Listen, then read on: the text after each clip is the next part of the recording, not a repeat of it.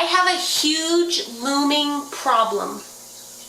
I have too many fish. I never thought I'd be saying it. You heard me right, I have too many fish. Stay tuned.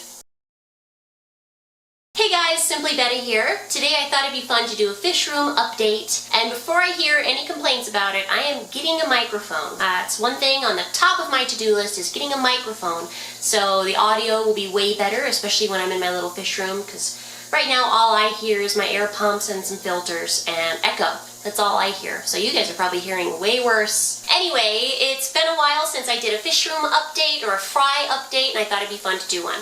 Let's see, one thing I've done recently that's kind of cool, I bought a bunch of those black dividers from Life with Pets, and I love them. I got 6 of them to use in my 10-gallon tanks to divide them up, and I think they're really cool. I'll show you how I'm using them. Let's see, I have a bunch of jarred juveniles, I have a bunch of spawns, and I have a problem on my hands. And that problem is I have too many fish. Way too many fish. Let me show you.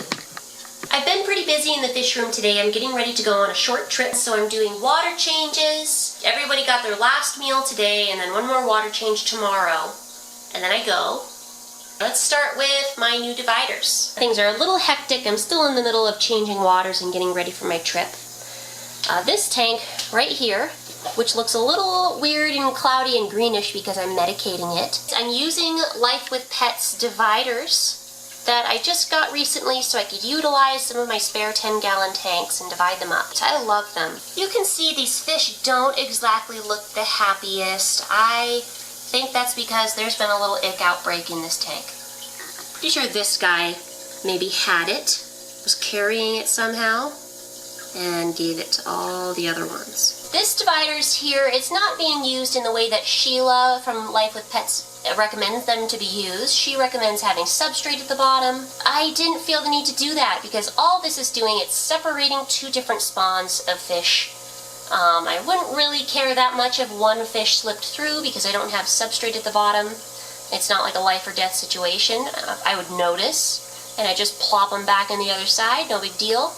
And I can tell these 2 Cambodian spawns apart. I have more of the dividers, I really like them, and I'll be using them in the future for more tanks. A lot of people have been asking how my giant spawn's been doing. The one that I featured a few videos back where I stole the giant's eggs and I gave them to the normal male to take care of because the giant was eating his eggs. Anyways, you can see right here a bunch of the offspring from that group of 2 spawns. You can see a selection of fish that have red in them, and then you can see some fish that don't have any red. The ones that don't have red in them are from the giant spawn, and then the ones with red are just enormous, fast-growing fish from the other spawn. It's really too early to say whether or not I got any giants out of it. It's just too early to say, in my opinion. I can't tell. Something interesting is that these are the biggest fish from that group of fish. I separated them early and I put them in their own tank, and then if I turn over to my left, these smaller fish over here are the rest of their spawn mates. It's kind of a hodgepodge in here. I have 3 spawns together in this one. I know it's kind of confusing, but all of the metallic blues and greens and steel blues are from one spawn. Then I know that the reddish ones are from the other spawn, and the coppery ones are from the giant spawn. They have a lot of growing to do. This is my adult rack. My LED lights totally crapped out on me. Yeah, so I have some LED lights here that I wired together using these little quick wire clips that I found out wasn't a good idea because they hardly work. And now the whole thing just doesn't work. I need to get myself a soldering iron and actually do it properly. I had a bunch of plants in here from H2O Plants, but I had to take them out because after the light broke, those plants started to die. Totally started to die. You can't even really see what's going on in here because it's so dark, but I promise you they're very beautiful. I just need to get my lights back on. This little tank down here on the bottom of this rack is now my California blackworm tank.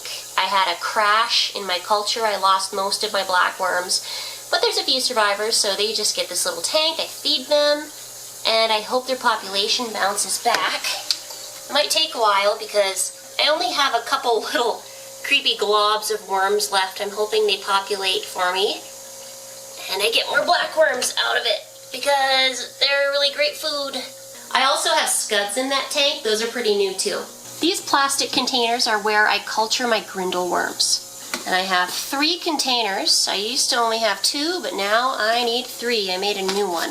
And every day, a couple times a day, I harvest a ton of those little tiny white worms out of there.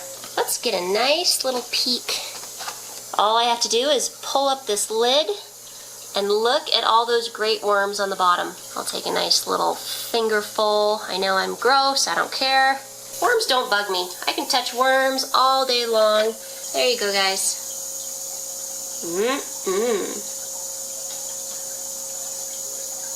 There's so many reflections right now. This is such a sloppy video. Usually I don't like to make sloppy videos, but I'm just in a hurry, guys. I have to kind of wrap all of this up. I still have to pack for me and the toddler. So, sloppy video it is. I'll piece all of this together very haphazardly and make a passable video. Here, I'll give these guys some worms. My autofocus is so not working. Now in my top rack, I have where I keep all my vinegar eels and also my black soldier fly box, which there's nothing in at the moment. I'm not culturing black soldier flies at the moment. Taking a little break because I have too many. So the problem that this video is kind of centered around is this rack up here. This is my spawning rack slash very teeny tiny fry raising rack. On this shelf I went ahead and I made another little mini shelf so I could have another level of little tiny tanks. It's where I've been spawning and it's been working out really great. And then I raise the fry until they're a certain size and then they'll go into a 10-gallon tank to grow out. There's nothing in that one right now. So the reason why I have way too many fish is because I had some monster spawns. Just monster spawns. I'm not used to spawns that are quite this monstrous. Now let's see if I can get a good shot. I don't feel like this video is really showing just the enormous amount of little babies that are in here. So that's one monster spawn. And then up here at pretty much the same time, I had another monster spawn. I'm trying to get a shot where you can get a glimpse of all these babies. My goodness, they're gonna eat me out of house and home. You see, I've been used to having spawns that are a lot more manageable, like maybe 20 or so. Like these guys here, there's maybe 20 fish in them, maybe 25, and I don't really know in that one. This is the kind of spawn that I'm generally used to and I've gotten accustomed to, maybe. Also this one, there's not a ton in there, there's just a decent amount. This guy is still tending to his nest. You can see all those little babies falling down and wiggling around. He's freaking out, he's trying to catch them. Let's get a good shot of him. Oh, he doesn't like me trying to get a good shot of him. Okay, sorry dude, I'll leave you alone. That's a black dragon over half moon plakat. And I spawned him to a female half moon of mine who was black, and I think I'm gonna get some really cool babies. I just got this guy. I haven't even made a video about him or announced it. I wanted to spawn him right away. The reason is because I've never had really good luck with dragons, especially dragon that is with really heavy metallic layers. I find I've had bad luck. Usually they start developing tumors as soon as I get them. And on this guy, he has a very heavy layer, metallic layer, and I wanted to spawn him as soon as I got him, basically, to a black female of mine with no dragon traits. And I'm hoping the offspring will have a lot less of a heavy dragon trait and will therefore be less susceptible to tumors. This is a tiny little spawn right here. Here I think there's about 5 babies in there. This was an accident. I forgot to cut my tap water with RO water, which I usually do because my KH is so high, which is a way to measure the carbonate hardness of your water. And super hard KHs, super high KHs, it can mess with the development of fry. And these are the only survivors. This was a big spawn too. These are currently don't have anything in them because they were housing these spawns. Or the runts, they were housing the runts, and the runts have moved into my 10-gallon right there. So now you can see why maybe I'm a little overloaded with fish. Right now I have a bunch of jarred juveniles. Oh, I didn't even point the camera. Okay, I'll point the camera over there. I have a bunch of jarred juveniles right here, and then also down here on the counter. I'm running out of space. This is the way I do things. Basically, they have to live in these jars until they're big enough to go to new homes.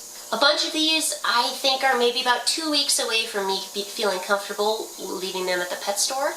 And I've already taken the best out of all my juveniles and I've put them on my website. More might be coming soon, I think, once they grow out a little more. So you can see I have a bunch of jarred juveniles at the moment. Not a lot of space. Not a lot of space over there. The way I do things right now, I jar the juvenile males. The reason this has to be done is because the males, when they start maturing, they start getting really nasty. They can't be kept in the same spawn tank as the rest of their siblings. They have to be removed. They go into jars where they grow out and then they go to new homes shortly afterwards. Now the key is I have to do a lot of water changes. I do a lot of water changes, especially because my water is so alkaline, and that means ammonia is even more dangerous with alkaline water. And that's one of the reasons why I have to do water changes so much as well. But with my spawns coming up and those monster spawns, I need something else. I need a new way of dealing with all these fish. I could keep doing it the way I have been doing it, but I'd have to spend a lot of time in the fish room every day just changing water. And I have other things to do. I have a family to spend time with. I have a toddler to play with all day. I can't be spending too much time in here. I have to be smart about it. I have to become more efficient. So, my upcoming project, before these guys grow out, I am going to build a Betta barracks system. Basically, a new shelf. Here, I'll point my camera. Basically, I have this big wall right here with nothing on it. And this is where I'm going to build a new shelf. It's going to be my Betta barracks system, is what some people call it. Now, there has to be enough room for my door to open. There has to be enough room for my drawers to open down here. So I have to plan it out just perfectly. But I think that's what I'm going to need to do. A shelving system where I can have automatic autofocus. Making an automatic water change system like this is going to be a huge help. It's going to be a little bit of work to get it done and get it working.